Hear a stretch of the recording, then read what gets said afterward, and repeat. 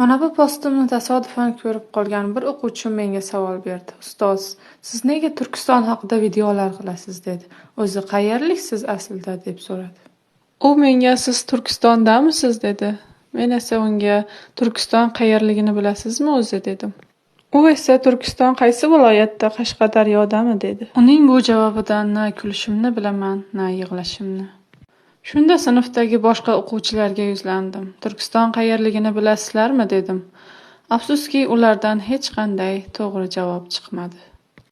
Shundan so'ng men ularga Turkiston hozirgi O'rta Osiyo ekanligini, Turkiston barcha turkiylarning ona vatani ekanligi haqida so'zlab berdim. Men tarix fani o'qituvchisi emasman, ammo vatanimning tarixini bilish, millatimni anglash bu mening insoniy burchim deb bilaman. Sizning farzandingiz ham kelajakda yetuk inson bo'lishini, o'zligini anglagan, vatanparvar, millatsevar inson bo'lishini xohlasangiz, unga mana shu kitobni sovg'a qilishingizni tavsiya etaman.